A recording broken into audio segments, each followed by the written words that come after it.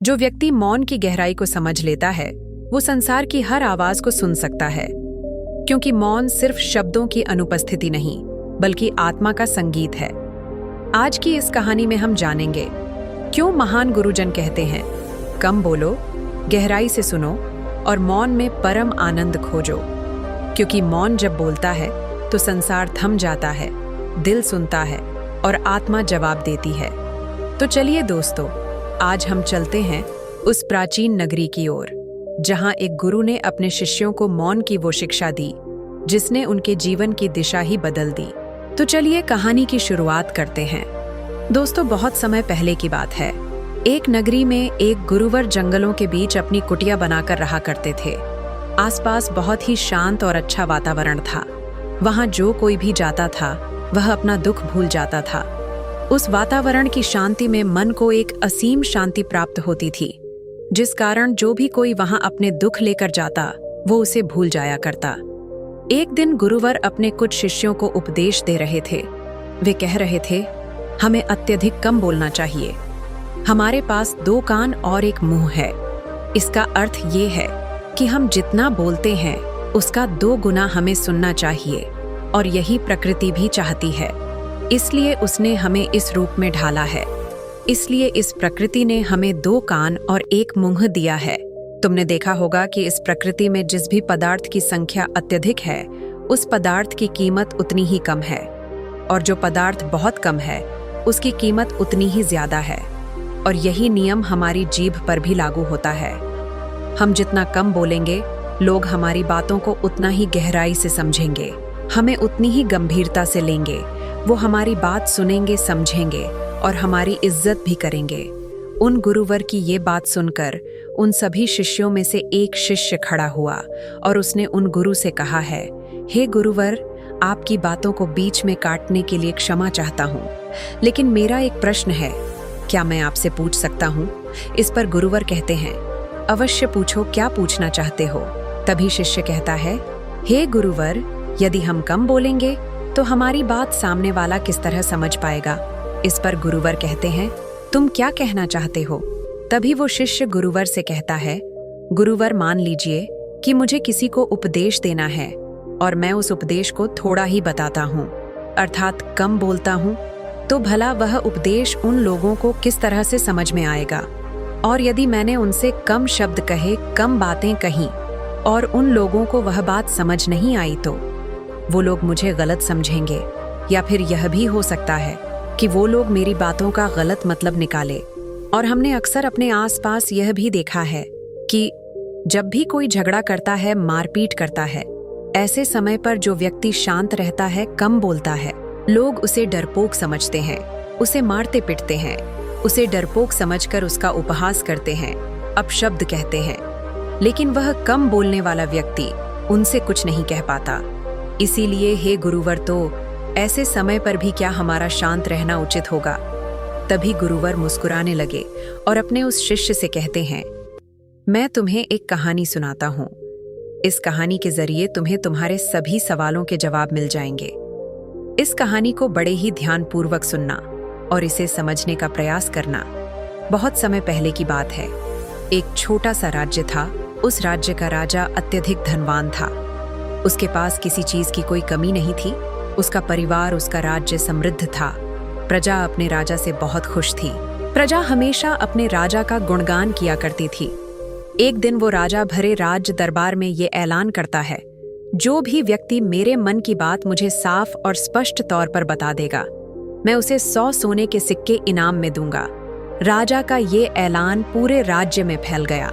राज्य के हर कोने से बड़े बड़े विद्वान, बड़े बड़े साधु, बड़े बड़े पंडित, बड़े बड़े ज्ञानी सभी राज दरबार में उपस्थित होने लगे।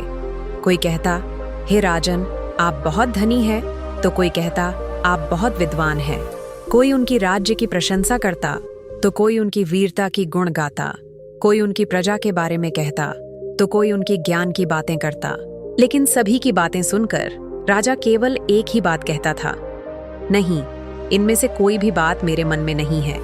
इनमें से कोई भी बात मेरे दिल की है ही नहीं। सबने बहुत प्रयत्न किए, सभी ने बहुत अच्छी अच्छी बातें उस राजा को बताईं, लेकिन राजा हर बार केवल एक ही बात कहता, जो भी बातें आप लोगों ने कही हैं, ऐसी कोई भी बात मेरे मन में है ही नहीं। यह बात सुनकर वहां पर उपस्थित सभी लोग बहुत निराश हो चुके थे। किसी को कुछ समझ नहीं आ रहा था कि आखिर राजा के मन में चल क्या रहा है। राजा किस बात से प्रसन्न होंगे और कैसे उन्हें वह 100 सोने के सिक्के प्राप्त होंगे। जहां एक तरफ राज दरबार में बड़े बड़े विद्वान, पंडित, साधु उपस्थित थे, वहीं दूसरी तरफ उसी नगर में एक गरीब ब्राह्मण भी रहता था। एक दिन उसकी पत्नी उस ब्राह्मण से कहती है, आप यहाँ बैठे बैठे क्या कर रहे हो? राज दरबार में जाओ, राजा ने ऐलान किया है, जो भी उनके मन की बात उन्हें बताएगा, उन्हें वह 100 सोने के सिक्के इनाम में देंगे। यह ऐलान सुनने के बाद से बड़े बड़े विद्वान, बड़े बड़े पंडित, बड़े बड़े साधु और बड़े बड़े ज्ञानी राजा के दरबार में उपस्थित हैं और उन्हें तरह तरह की बातें बता रहे हैं। आप भी वहां क्यों नहीं जाते? आप भी वहां जाओ, राजा को उनके मन की बात बताओ, ताकि राजा प्रसन्न हो सके और आपको इनाम में 100 सोने के सिक्के दे। अपनी पत्नी की यह बात सुनकर वह ब्राह्मण कहता है, तुम मूर्ख हो क्या? वे लोग राजा के बड़े खास लोग हैं। वो बड़े विद्वान हैं, पंडित है, ज्ञानी है। उनके सामने भला मैं क्या हूँ? ये काम बड़े बड़े पंडितों का है, बड़े बड़े साधुओं का है, जिसने भी इस दुनिया का बहुत सारा ज्ञान अर्जित किया होगा। ये उसी के बस की बात है, मेरे बस की नहीं। मैं भला राजा के मन की बात किस तरह समझ सकता हूँ? हम गरीब हैं और हमें उस राज दरबार में जाने के लिए भी अनुमति चाहिए, और ऐसे में तुम मुझे उस राज दरबार में भेजना चाहती हो। यदि मैंने उनके मन की बात कह भी दी, तो वो भला हमें 100 सोने के मोहरे क्यों देंगे? अपने पति की ये बात सुनकर उसकी पत्नी कहती है, ओहो, मुझे कुछ नहीं पता। आप उस राज दरबार में जाइए और जैसा मैं कहती हूँ बिल्कुल वैसा ही कीजिए। जब आप उस राज दरबार में जाएंगे और राजा जब आपकी तरफ देख रहे होंगे, तब आपको पूर्व दिशा की ओर अपनी एक उंगली उठा देनी है। और मुझे पता है कि राजा बहुत समझदार है, वो आपकी बात जरूर समझ जाएगा और आपको 100 सोने के सिक्के इनाम में देगा। अपनी पत्नी की यह बात सुनकर वह ब्राह्मण जोर से हंस पड़ता है और कहता है, अरे तुम मूर्ख हो गई हो क्या? तुम्हें क्या लगता है पूर्व दिशा में मेरी एक उंगली उठाने से राजा मुझे 100 सोने के सिक्के दे देगा और वहां पर जो बड़े बड़े विद्वान, पंडित, साधु और ज्ञानी बैठे हुए हैं, वे लोग चुपचाप केवल नजारा देखते रहेंगे? क्या वो कुछ नहीं कहेंगे? इस पर उस ब्राह्मण की पत्नी कहती है, मैंने आपसे जितना कहा है आप बस उतना कीजिए और आप देखेंगे कि राजा आपको ही 100 सोने के सिक्के इनाम में देंगे। ब्राह्मण की पत्नी जैसे तैसे अपने पति को मना लेती है। अगले ही दिन वह ब्राह्मण राज दरबार में पहुंचता है। वो ब्राह्मण बहुत ही डरा सहमा हुआ था इतने लोगों की भीड़ को देखकर, लेकिन वो अपनी पत्नी की बात मानकर उस राज दरबार में उपस्थित रहा। जैसे ही राजा की नजर उस ब्राह्मण पर पड़ी, ब्राह्मण अपनी पत्नी की बात मानते हुए एक उंगली पूर्व दिशा की तरफ उठा देता है। ये देख राजा बहुत प्रसन्न होता है और तुरंत ही उसे 100 सोने के सिक्के इनाम में देता है। यह सब देख वहां पर उपस्थित बड़े बड़े विद्वान, पंडित, साधु और ज्ञानी सभी लोग आश्चर्यचकित रह गए कि आखिर ऐसा इसने क्या कह दिया जो राजा इतना प्रसन्न हो गया। हर कोई यह सोचकर हैरान था कि इस ब्राह्मण ने तो केवल एक उंगली ही उठाई थी और इसे 100 सोने के सिक्के मिल भी गए। यह सब देखकर वहां पर उपस्थित हर कोई अचरज में था और वह ब्राह्मण अपने 100 सोने के सिक्के लेकर अपने घर लौट गया और खुशी खुशी वह 100 सोने के सिक्के अपनी बीवी के हाथ में रख देता है और कहता है, राजा ने मुझे यह 100 सोने के सिक्के इनाम में दिए हैं और जैसा कि तुमने कहा था, मैंने पूर्व दिशा की ओर केवल एक उंगली ही उठाई थी, लेकिन मैं अब तक ये समझ नहीं पाया कि इसका अर्थ क्या हुआ। उस राजा को मेरी इस एक उंगली से क्या समझ में आया? ब्राह्मण की पत्नी उस ब्राह्मण से कहती है, ये सब जाने दो, आपको यह बात बताकर कोई मतलब नहीं। आप बैठ जाओ और कल फिर आपको उसी राज दरबार में फिर जाना है। वो ब्राह्मण कहता है, कल फिर जाना है? नहीं नहीं, मैं नहीं जाऊंगा। वैसे भी आज सभी लोग मुझे घूर घूर कर देख रहे थे। ना बाबा ना, मैं नहीं जाऊंगा। लेकिन जैसे तैसे उसकी पत्नी उसे समझा लेती है।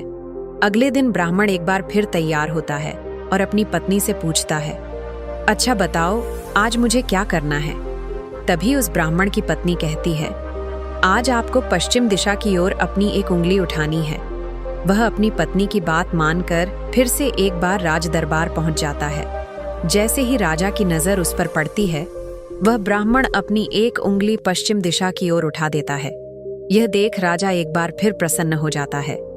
राजा उसे 100 सोने के सिक्के फिर से इनाम दे देता है। यह सब देखकर वहां पर उपस्थित हर कोई बड़ा हैरान था। हर कोई अचरज में था कि आखिर यह सब हो क्या रहा है। हम यहाँ पर अच्छी अच्छी बातें बता रहे हैं, राजा को तरह तरह का ज्ञान दे रहे हैं, लेकिन राजा उससे प्रसन्न नहीं हो रहे। और यह ब्राह्मण है कि केवल एक उंगली उठाता है और राजा उसकी बातों से खुश हो जाते हैं। उसे 100 सोने के सिक्के ही इनाम में दे देते हैं। और तो और ये कुछ बोलता भी नहीं, चुपचाप आता है, उंगली उठाता है, इनाम लेता है और चला जाता है। हर कोई केवल बस यही जानना चाहता था कि आखिर उस ब्राह्मण को ऐसा कौन सा ज्ञान है जो उनके पास नहीं। अगले दिन फिर से वह ब्राह्मण राज दरबार में आता है और अब की बार वह अपनी उंगली उत्तर दिशा की तरफ उठाता है और अब की बार भी राजा प्रसन्न होकर उसे 100 सोने के सिक्के इनाम में देते हैं। यह सब देख देख कर वहां पर उपस्थित हर बड़ा से बड़ा विद्वान थक चुका था। उन्हें कुछ भी समझ नहीं आ रहा था कि आखिर एक उंगली उठाने से राजा किस तरह से प्रसन्न हो जा रहे हैं। यह देखकर हर किसी ने यह तय किया कि अब यदि उंगली उठाने से ही उन्हें इनाम मिल सकता है तो वह राजा के सामने बड़ी बड़ी बातें क्यों करें, बड़ा बड़ा ज्ञान राजा को क्यों बताएं। इससे अच्छा है कि वह सब मिलकर एक ही दिशा की तरफ उंगली उठाएंगे। सभी ने मिलकर यह तय कर लिया था। अगले दिन सुबह सुबह वह ब्राह्मण फिर से राज दरबार में आने के लिए तैयार हो रहा था और वह अपनी पत्नी से पूछता है, बताओ आज मुझे क्या करना होगा। इस पर उसकी पत्नी कहती है, आज आपको कुछ नहीं करना, आज आप घर पर ही बैठे। उस दिन सभी वहां पर उपस्थित थे। राजा के आते ही सब खड़े हुए। जैसे ही राजा की नजर उनसे मिली, सभी ने दक्षिण दिशा की तरफ अपनी उंगली उठा दी। यह देखकर राजा को बड़ा क्रोध आया। राजा ने गुस्से में उन सभी को कारावास में डलवा दिया और यह देखकर वहां पर उपस्थित हर बड़ा से बड़ा विद्वान आश्चर्यचकित था। वह हैरान था कि आखिर हमने ऐसी क्या गलती कर दी। जब वह ब्राह्मण अलग अलग दिशाओं में अपनी उंगली उठाता है तो उसे 100 सोने के सिक्के इनाम में मिलते हैं, और आज जब हमने एक साथ एक ही दिशा की तरफ अपनी उंगली उठाई तो हमने क्या गलत कर दिया। भला राजा क्या समझ रहा है? ऐसा कौन सा ज्ञान है, ऐसा कौन सा राज है जो हम नहीं जानते, जिसके बारे में हम में से किसी को कुछ नहीं पता। यह उंगली करने वाला कौन सा नया ज्ञान है जो हमने आज तक नहीं सीखा, जिसके बारे में हम में से किसी को आज तक कुछ नहीं पता। जब उन विद्वानों की पत्नियों को यह पता चला कि राजा ने उन्हें कारावास में डाल दिया है, तब उनकी पत्नियां राजा के पास विनती करने आईं कि वे उन्हें छोड़ दें। उनसे गलती हो गई, लेकिन राजा ने किसी की एक ना सुनी। और जब उन सभी को यह लगने लगा कि राजा उनके पतियों को छोड़ने वाले तो है नहीं, तब वे सभी उसी ब्राह्मण के पास पहुंचे और वहां जाकर उनसे विनती करने लगे कि वह उनके पतियों की मदद करें, उन्हें कारावास से बाहर निकाले। उन्होंने ब्राह्मण से कहा, राजा ने उन्हें कारावास में डाल दिया है और हमने उनसे कई बार विनती की, आग्रह किया कि वह उन्हें छोड़ दे, उनसे गलती हो गई, लेकिन राजा ने एक ना सुनी। इसलिए हम सभी आपके पास आए हैं, कृपया हमारी मदद करें। ब्राह्मण और उसकी पत्नी ने सारी बातें ध्यानपूर्वक सुनी। उसके बाद उस गरीब ब्राह्मण की पत्नी राज दरबार जाती है और जैसे ही राज दरबार में राजा की नजर उस गरीब ब्राह्मण की पत्नी पर पड़ती है तो राजा अपनी 2 उंगलियां खड़ा करता है और तभी वह ब्राह्मण की पत्नी अपने पैर पर ताली मारती है।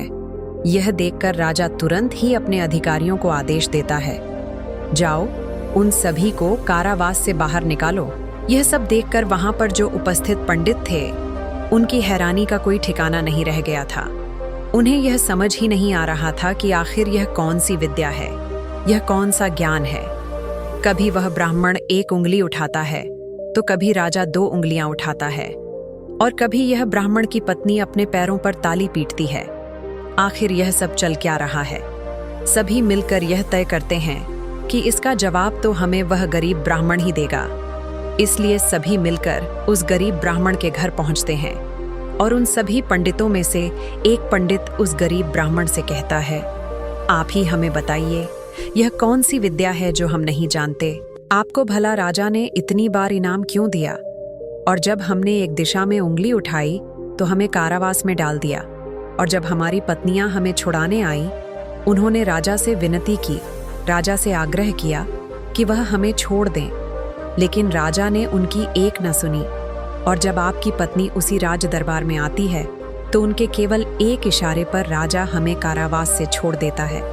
आखिर यह सब हो क्या रहा है? आखिर आपने ये सब कैसे किया? क्या आप हमें भी यह ज्ञान दे सकते हैं? क्या आप हमें भी यह विद्या सिखा सकते हैं? उन सभी की यह बात सुनकर ब्राह्मण उन सभी से कहता है, इसमें मैंने कुछ नहीं किया है, यह सब तो मेरी पत्नी का किया धरा है। यह सब ज्ञान तो उसने ही मुझे दिया है, और उसने जैसा मुझसे कहा मैं वैसा करता चला गया। तभी वह ब्राह्मण की पत्नी उन पंडितों से कहती है, मैंने पहले दिन अपने पति को कहा था कि वह पूर्व दिशा की ओर अपनी एक उंगली उठाए, और उन्होंने बिल्कुल वैसा ही किया, क्योंकि राजा का पूरा राज्य पूर्व दिशा में फैला हुआ है और पूर्व दिशा में उनका यह राज्य अटल रहे। कुछ यही बात राजा के मन में भी चल रही थी, जो राजा के दिल की बात थी। इसीलिए राजा प्रसन्न हुए और राजा ने मेरे पति को 100 सोने के सिक्के दिए। दूसरे दिन जब मेरे पति आए तो मैंने उन्हें कहा कि तुम आज के दिन पश्चिम दिशा की तरफ अपनी एक उंगली उठाना, जिसका अर्थ यह था कि आपके राज्य का विस्तार सूरज के उगने से ढलने तक के बीच में आप ही का रहेगा। यह बात राजा समझ चुके थे, क्योंकि राजा बहुत ज्ञानी है। इसी कारण राजा ने फिर से प्रसन्न होकर मेरे पति को 100 सोने के सिक्के दिए। तीसरे दिन मैंने अपने पति को कहा था कि वह उत्तर दिशा की ओर अपनी उंगली उठाए, और इन्होंने राज दरबार में बिल्कुल वैसा ही किया। उत्तर दिशा की तरफ उंगली उठाने का अर्थ था कि जिस प्रकार इस राज्य के जो पहले राजा थे उनका राज्य अटल था, ठीक उसी प्रकार आपका राज्य भी अटल रहेगा।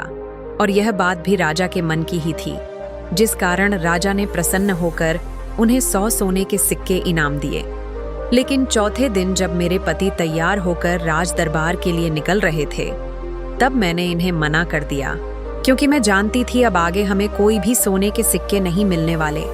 उनके मन की जो भी बातें थीं वह हमने पहले ही कर दी थीं।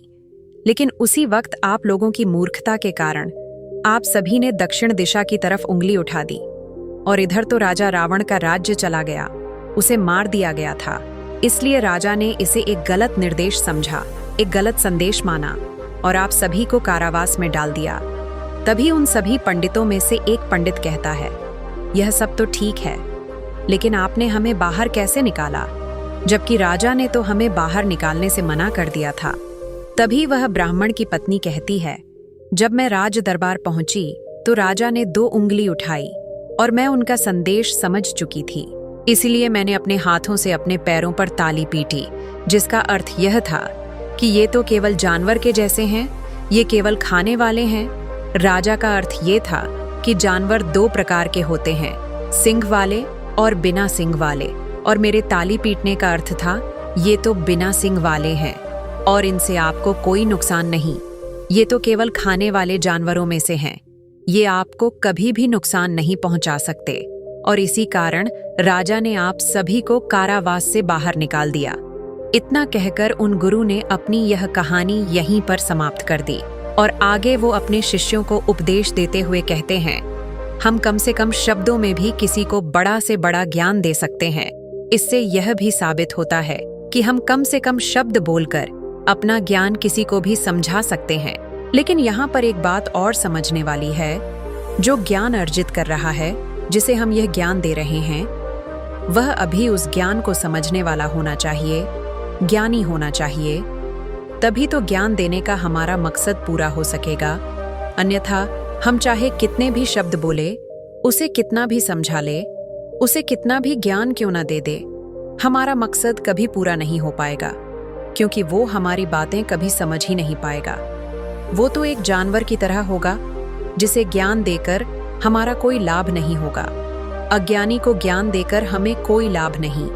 हाँ, यदि आप अज्ञानी को ज्ञान देना ही चाहते हैं, तो इसका अर्थ ये नहीं कि आप ज्यादा शब्दों का उपयोग करें, आप बहुत कम शब्दों में भी उसे वो ज्ञान दे सकते हैं। आगे गुरुवर अपने सभी शिष्यों से कहते हैं, हमें अपने जीवन में इन 5 परिस्थितियों में हमेशा चुप रहना चाहिए। जब भी कोई इन 5 परिस्थितियों के समय पर बहुत कम बोलता है या फिर बोलता ही नहीं है, तो ऐसे लोगों को इज्जत दी जाती है, उनका सम्मान किया जाता है, उन्हें एक अलग नजर से देखा जाता है। ऐसे लोगों को लोग ज्ञानी समझते हैं, क्योंकि उन्हें पता है कब और कहाँ बोलना है और कितना बोलना है। सबसे पहली बात बताते हुए गुरुवर कहते हैं, जब कोई व्यक्ति तुम्हारी भावनाओं को, तुम्हारे शब्दों को नहीं समझ पा रहा, ऐसी परिस्थिति में इंसान का चुप रहना ही उचित है, क्योंकि हम में से अधिकांश लोगों को बेवजह ही अपने दुख, अपनी पीड़ा, अपनी तकलीफें लोगों के साथ साझा करने की आदत होती है। लेकिन वो यह नहीं जानते कि जिन्हें वह अपनी तकलीफें साझा कर रहे हैं, उन्हें आपकी तकलीफों से कोई मतलब नहीं, कोई लेना देना नहीं। वो तो आपकी तकलीफ का फायदा उठाना चाहते हैं, आपकी तकलीफों को सुनकर मन ही मन में खुश हो रहे हैं, क्योंकि उन्हें अब ये पता चल चुका है कि जितना कुछ वो आपको समझते थे, जितना सुखी वो आपको समझते थे, आप अंदर से उतने सुखी हैं नहीं। आपका सुख चैन लुट चुका है और यह जानकर उन्हें बहुत प्रसन्नता होती है। वह बहुत खुश होते हैं और ऐसे समय पर वह आपका साथ भी छोड़ देते हैं, क्योंकि कोई भी एक दुखी व्यक्ति के साथ रहना पसंद नहीं करता।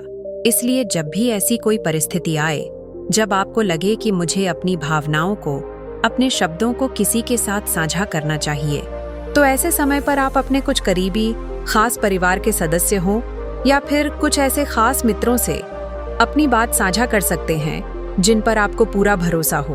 अन्यथा यदि आप किसी और के साथ अपने मन की बातें साझा करेंगे, तो वो लोग आपको बेवकूफ समझेंगे और ऐसे समय पर आप केवल मजाक के पात्र ही बनेंगे।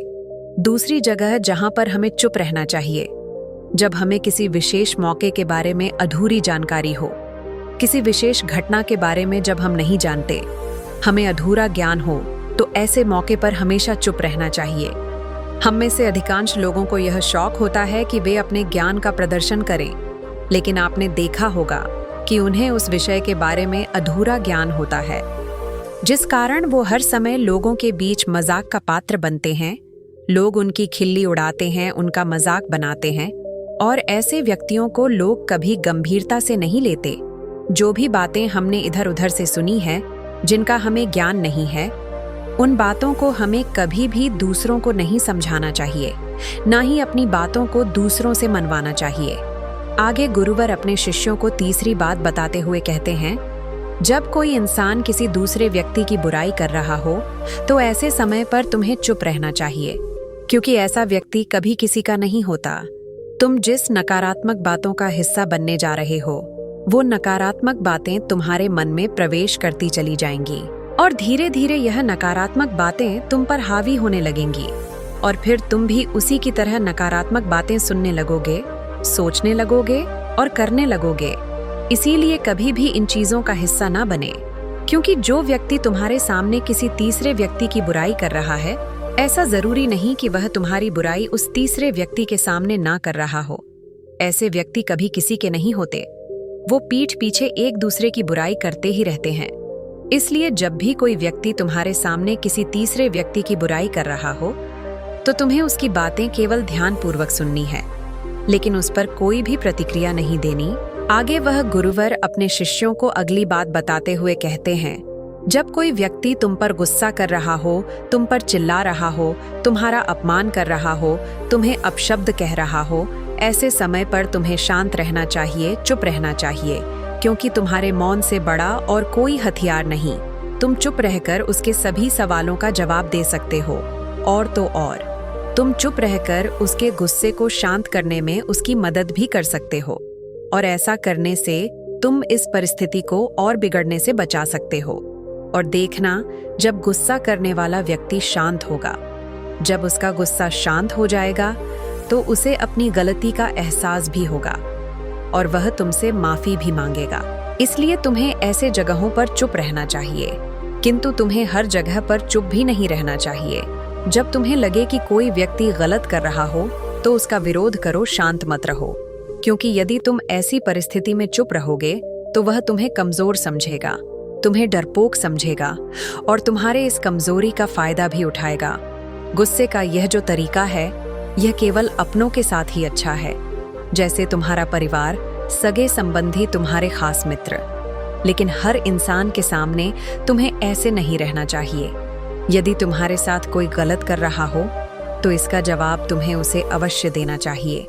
आगे वह गुरुवर अपने शिष्यों को 5वीं बात बताते हुए कहते हैं, जब कोई व्यक्ति अपने मन की बात, कोई घटना या कोई दुख भरी बातें तुम्हारे साथ साझा कर रहा हो तो ऐसी स्थिति में हमें चुप रहकर ध्यानपूर्वक उसकी सारी बातें सुननी चाहिए।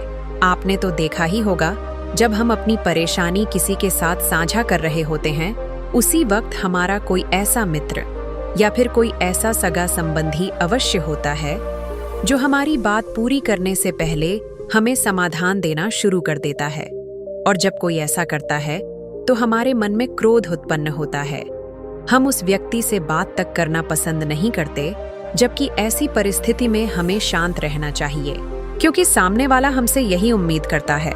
हम शांत रहकर उसकी सारी बातें ध्यानपूर्वक सुने, जिससे जब वह अपनी बात पूरी करे तो उसे शांति का अनुभव हो। और जब हम ऐसा करते हैं तो उसके मन में हमारे लिए और भी इज्जत बढ़ जाती है। वह ये जान पाता है कि कोई तो है जो हमारी बातें सुनता है, हमें समझता है, जिससे वह तुम्हारी और भी इज्जत करता है, वह तुम्हारा और भी सम्मान करने लगता है। इसलिए ऐसी परिस्थितियों में हमें चुप रहना चाहिए। इतना कहकर गुरुवर आगे कहते हैं, इन 5 स्थितियों को हमेशा याद रखना और यहाँ पर इंसान को हमेशा कम ही बोलना चाहिए, क्योंकि इंसान एक दुकान की तरह है और दुकान का ताला है हमारी जीभ। और जब इस ताले से हमारी दुकान खुलती है, अर्थात हमारे अंदर की बातें जब बाहर आती हैं, तभी पता चलता है कि यह इंसान अंदर से कोयले का है या फिर सोने का। इसीलिए कम बोलें, लेकिन अपने शब्दों की कीमत बढ़ा दें। और यह तभी होगा जब आप हर परिस्थितियों में सोच समझकर बोलेंगे, कम बोलेंगे और उचित बोलेंगे। याद रखो, मौन कभी कमजोरी नहीं होता। ये वो शक्ति है जो आत्मा को शब्दों से ऊपर उठा देती है। कम बोलो, लेकिन जब बोलो तो ऐसा कि दुनिया सुनने को मजबूर हो जाए। मौन कोई हार नहीं, बल्कि आत्मनियंत्रण की सबसे बड़ी जीत है। और अगर ये वीडियो आपको अच्छी लगी हो तो लाइक, शेयर और सब्सक्राइब जरूर करें। आपका जीवन सदा खुशियों से भरा रहे। धन्यवाद। नमो बुद्धाय।